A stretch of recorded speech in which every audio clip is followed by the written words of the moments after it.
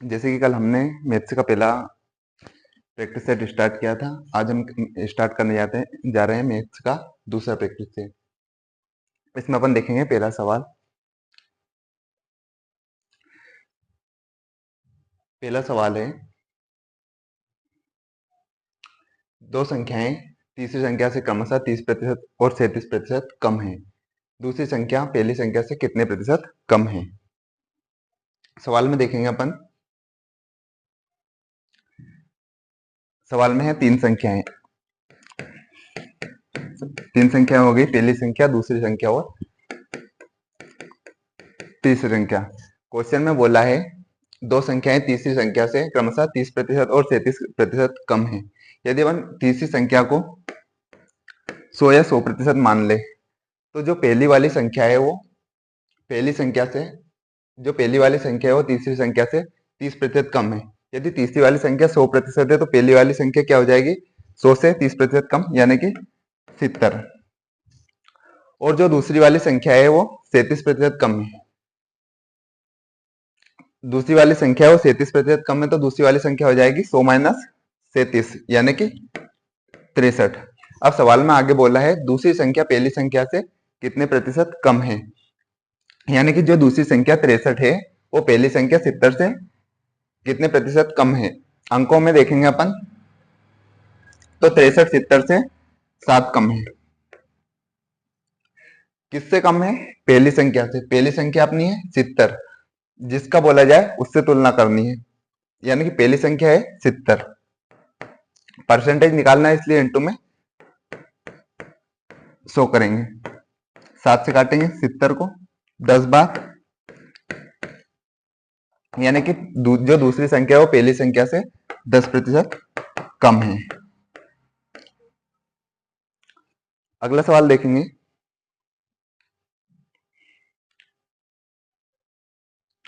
25/7, 15/28 और 20/21 का लघुत्तम समावर्तक ज्ञात कीजिए। ऐसे सवालों में अपन क्या करते हैं, जो ऊपर जिसका पूछा जाए, जैसे सवाल में दिया हुआ है कि 25/7, 15/28 और 20/21 का लघुत्तम समावर्तक ज्ञात कीजिए। इसमें क्या करेंगे अपन, ऊपर वाले अंकों का एलसीएम लेंगे और जो बटे वाले अंक है उनका लेंगे एचसीएफ। दिया है 25/7 और 15/28 तथा 20/21। ऊपर वाली संख्याओं का लेंगे एलसीएम।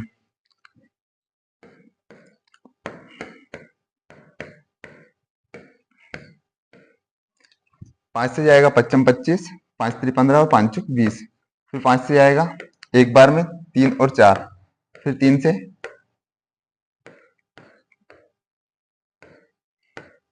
एलसीएम आएगा, इनका एलसीएम आया 300।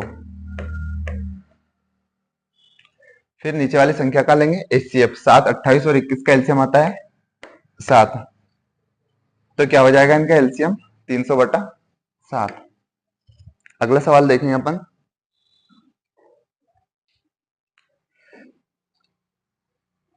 अगला सवाल है, किसी युद्ध से पहले सैनिकों से अनुपात 2:7 था। यानी कि जो सवाल है इसमें दिया हुआ है सेनापतियों का अनुपात और सैनिकों का अनुपात 2:7।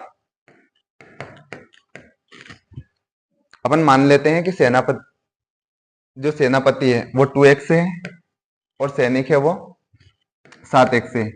आगे सवाल में बोला है युद्ध के दौरान 25 सेनापति और 100 सैनिक शहीद हो गए। टोटल सेनापति अपने पास 2x और सैनिक है 7x। युद्ध के दौरान 25 सेनापति शहीद हो गए, मतलब क्या हो गया, 2x माइनस 25 सैनिकों की संख्या में से अपन युद्ध के दौरान जो सैनिक शहीद हुए उनको घटा देंगे, और जो सैनिक थे उनमें से कितने शहीद हो गए, 100। तो अनुपात क्या होगा, 3:10 या 3/10। यहां से अपन करेंगे क्रॉस गुना।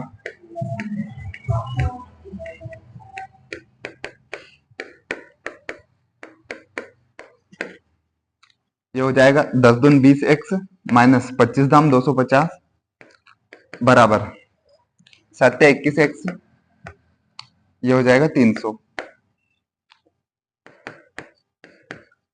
20x इधर आके माइनस का, इधर बचा माइनस का 250 माइनस का 300 इधर आके प्लस का, ये हो जाएगा 21x में से 20x जाएगा तो बचेगा x, और प्लस के 300 में से माइनस का 250 जाएगा तो बचेगा 50। x का मान कितना गया 50। स्टार्टिंग में कितने सेनापति थे, x का मान यहां रख देंगे अपन, 2 इंटू x का मान रखेंगे 50, सेनापतियों की संख्या हो गई 100।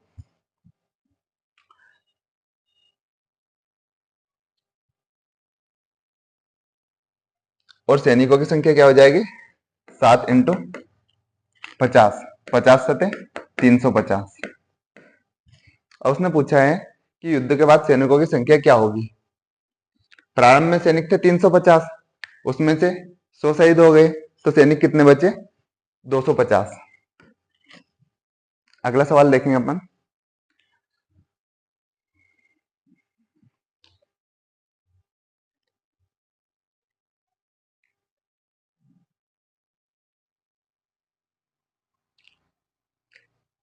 एक दुकानदार के पास 42 रुपए प्रति किलोग्राम और 28 रुपए प्रति किलोग्राम की दो प्रकार की शक्कर को मिलाता है। क्या करता है दुकानदार, एक शक्कर लाता है 42 रुपए प्रति किलोग्राम की और दूसरी शक्कर लाता है 28 रुपए प्रति किलोग्राम की, और दोनों को मिक्स कर देता है और इस मिश्रण को वहां 40 रुपए प्रति किलोग्राम के कीमत पर बेचता है।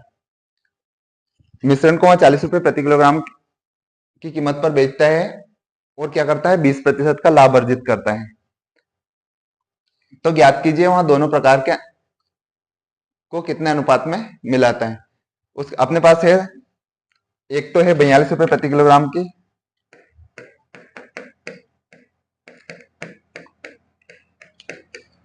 शक्कर और एक है 28 रुपए प्रति किलोग्राम की शक्कर।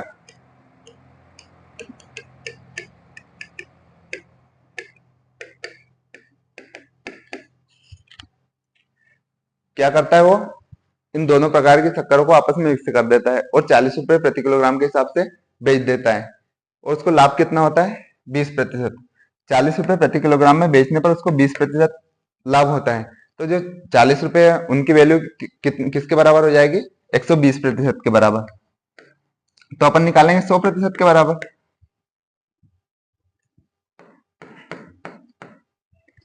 ये हो गया 100/3।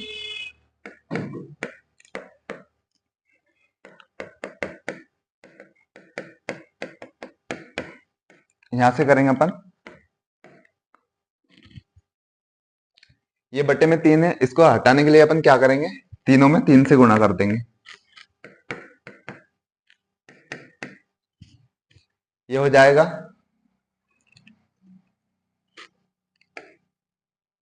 126, ये हो जाएगा 84 और ये बचेगा 100। क्या करेंगे 126 में से 100 को हटाएंगे तो बचेगा 26, इधर घटाएंगे अपन 100 में से 84 को तो बचेगा 16। तो अनुपात क्या हो जाएगा 4, 2 से इसको काटेंगे 2 8 16, 2 से 26 को काटेंगे 13 बार में, अनुपात क्या होगा 8:13। अगला सवाल देखेंगे। 100 लीटर के एक मिश्रण में दूध और पानी का अनुपात 4:1 है, यानी कि 100 लीटर एक मिश्रण दिया हुआ है, उसमें दूध है और पानी है, इनका अनुपात क्या दिया हुआ है 4:1। मिश्रण है अपने पास 100 लीटर का, इसमें है मिश्रण में है दूध और पानी, इनका अनुपात दिया हुआ है 4:1। कुल मिश्रण अपने पास कितना है 100 लीटर और अनुपात है 4 और 1। तो दूध की यहां से अपन ज्ञात करेंगे दूध की मात्रा अलग और पानी की मात्रा अलग। दूध की मात्रा कितनी हो जाएगी मिश्रण में, मतलब यानी कि दूध है जो 4 अनुपात में है और पानी है वो 1 अनुपात में है, ये होगा टोटल 5। 100 के बराबर 5 को रखेंगे, 5 से काटेंगे, ये कटेगा 20 बार, 20 चुक 80 और यानी कि दूध कितना हो गया मिश्रण में 80 लीटर और पानी हो गया 20 लीटर। अब क्या किया उसने, इस मिश्रण में कितना पानी और मिलाया जाए, कि अनुपात 3:1 हो जाए।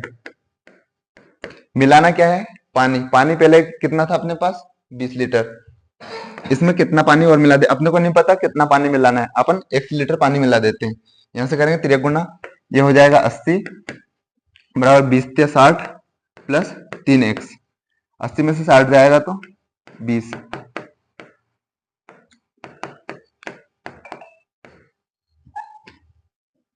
यानी कि 20/3 लीटर पानी और मिला दे तो मिश्रण में दूध और पानी का अनुपात 3:1 हो जाएगा। अगला सवाल देखेंगे, निम्नलिखित में से कौन सी संख्या को 7, 2 और 12 से विभाजित करने पर शेषफल के रूप में 1 प्राप्त होगा। इस प्रकार में के सवाल हम क्या करते हैं, दी हुई संख्या का एलसीएम लेते हैं। सबसे पहले लेंगे 7, 2 और 11 का एलसीएम, इनका एलसीएम आएगा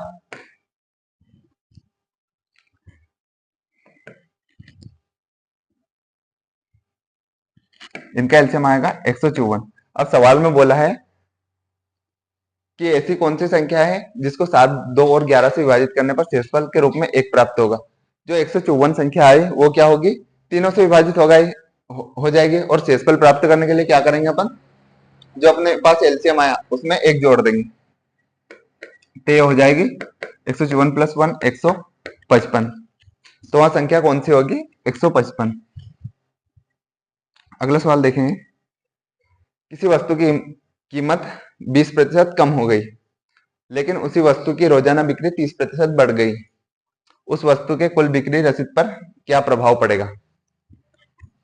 यानी कि जो वस्तु थी उसकी पहले कीमत थी 100%, अब क्या हो गई 20% कम हो गई, 100% में 20% कम करेंगे तो उसकी कीमत हो गई 80%। ये 20% का मतलब होता है 20/100, 20 यानी कि 1/5। वस्तु कीमत क्या हो गई 5 से 4, उसी वस्तु की रोजाना बिक्री में 30% की बढ़ोतरी हो गई। 30% का मतलब होता है 30/100, यानी कि 3/10 बढ़ोतरी हो गई। तो क्या करेंगे अपन, नीचे वाली संख्या को में ऊपर वाली संख्या को जोड़ देंगे, यानी कहां से कहां पहुंच गई, 10 से पहुंच गई 13। इनका आपस में गुणा करेंगे और इनका आपस में गुणा करेंगे, ये होगा 10×5 50 और ये होगा 13×52, यानी कि बिक्री रसीद पर क्या प्रभाव पड़ा, 50 से 52 पहुंच गए, कितनी अधिक हो गई 2, किससे 50 से इंटू 100, 2 से काटेंगे 50 को 25 बार में 25 चुक क्या होगा 4% की वृद्धि।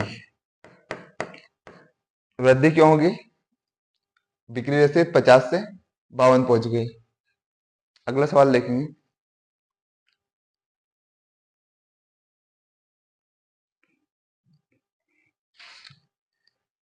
निम्नलिखित को हल कीजिए। इस सवाल में क्या करेंगे अपन, सबसे पहले छोटा कोष्ठक हल करेंगे।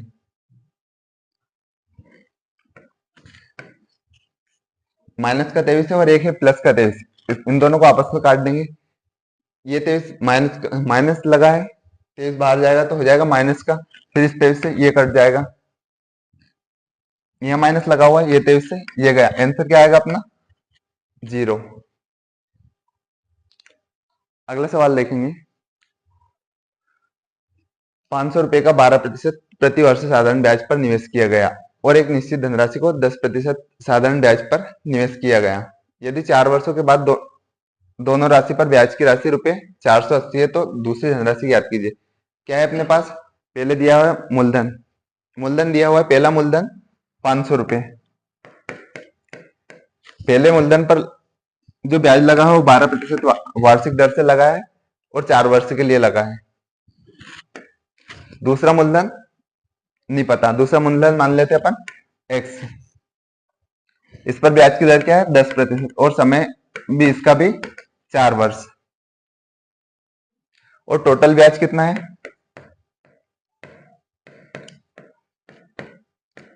480 रुपये। यहां से लगाएंगे अपन ब्याज का सूत्र।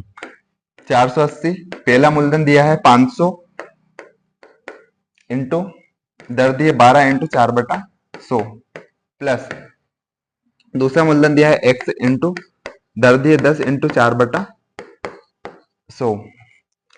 यहां हो जाएगा 480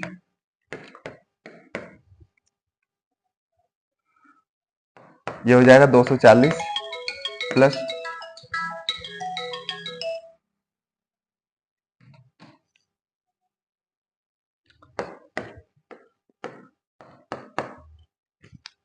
240 इधर प्लस है, इधर आके बराबर के उधर जाके हो जाएगा माइनस का 480 माइनस 240 बराबर ये हो जाएगा 4x/10। 480 में 240 जाएगा तो 240 बचेगा बराबर 4x/10। ये हो जाएगा 2400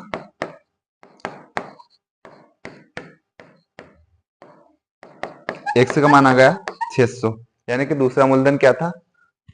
600 रुपये।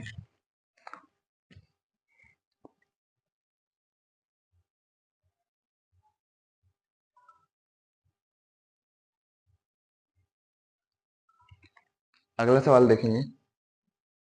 एक पंचायत चुनाव में 2 उम्मीदवार थे।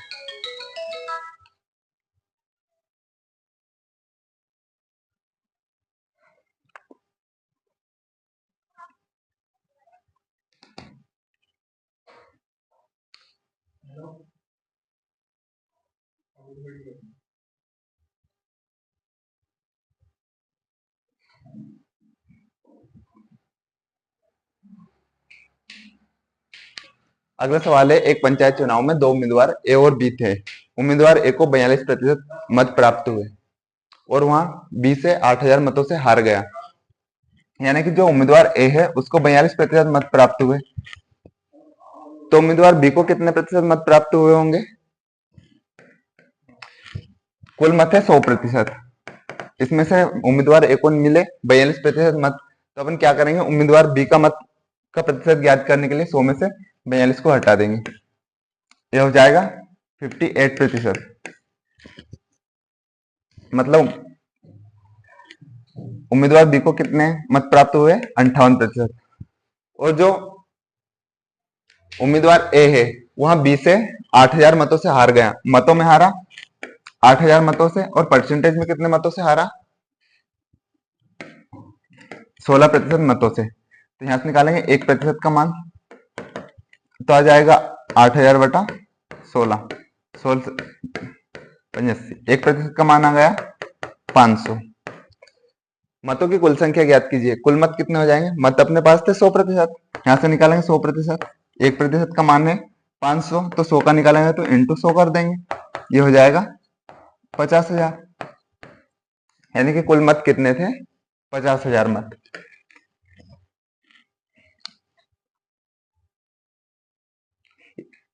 अगला सवाल देखेंगे।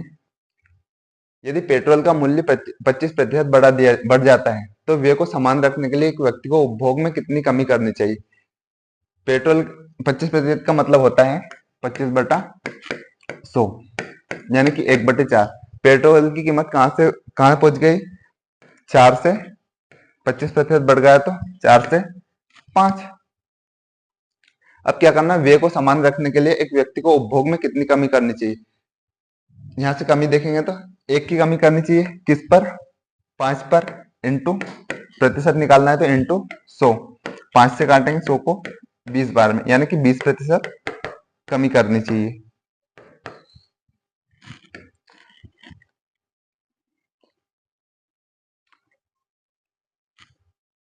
अगला सवाल देखेंगे अपन। यदि रामू का वेतन भीमा के वेतन से 10% कम है, यदि अपन माने रामू का वेतन और इधर हो गया भीमा का वेतन, जो रामू का वेतन है वो भीमा के वेतन से 10% कम है। यदि भीमा के वेतन को अपन 100 मान लेते हैं तो रामू के वेतन कितना हो जाएगा? 10% कम, यानी कि 90। तो भीमा का वेतन रामू के वेतन से कितने प्रतिशत अधिक है? भीमा का वेतन रामू के वेतन से संख्या में कितना अधिक है? 10। तुलना किससे करेंगे अपन? रामू के वेतन से। रामू के वेतन दिया है 90, परसेंटेज में निकालना है इसलिए इंटू 100। ये हो जाएगा 100/9 या 11/1/9%।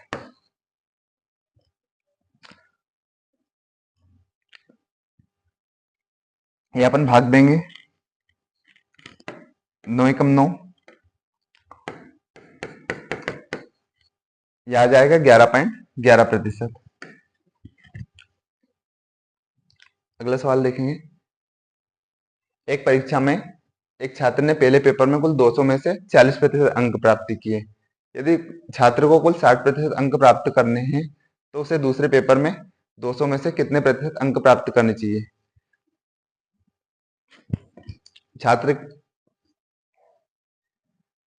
पहला पेपर है 200 नंबर का और दूसरा पेपर है वो भी 200 नंबर का, यानी कि छात्र को टोटल अंक हो गए 400।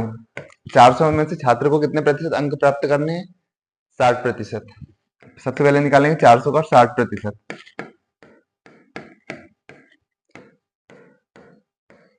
यानी कि छात्र को अंक प्राप्त करने हैं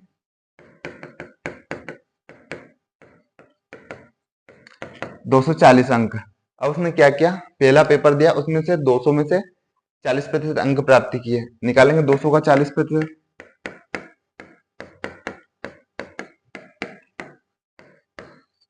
पहले पेपर में उसने 80 अंक प्राप्त किए। अब उसको अंक प्राप्त करना है 240, तो उसे पहले पेपर में अंक प्राप्त किए 80 नंबर और दूसरे में टोटल अंक प्राप्त करने उसको 240, यानी कि उसको 160 और अंक और प्राप्त करने हैं दूसरे पेपर में। कितने में से? 200 में से। तो 160 है जो 200 का कितना हो जाएगा?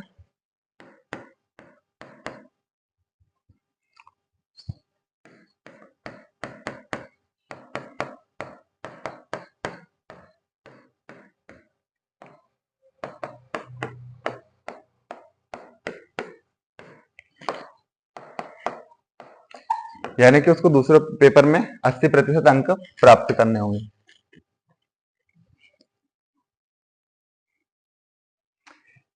अगला सवाल देखेंगे अपन।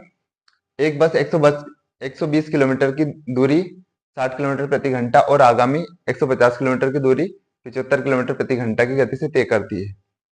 350 किलोमीटर की पूर्ण दूरी 5 घंटे में तय करने के लिए बस को शेष दूरी किस गति से यात्रा पूरी करनी चाहिए? बस क्या करती है, पहले 120 किलोमीटर की दूरी 60 किलोमीटर प्रति घंटा की चाल से तय करती है। तो अपन यहां से निकालेंगे 120 किलोमीटर की दूरी करने में लगा समय, दूरी दी है 120 और चाल दी अपने पास 60 किलोमीटर प्रति घंटा। यहां से समय निकालेंगे, यानी कि 120 किलोमीटर की जो दूरी थी वो बस ने 2 घंटे में तय की। अब अगली दूरी है 150 किलोमीटर की, वहां तय करती है 75 किलोमीटर प्रति घंटा की चाल से। जो दूसरा समय वो क्या हो जाएगा?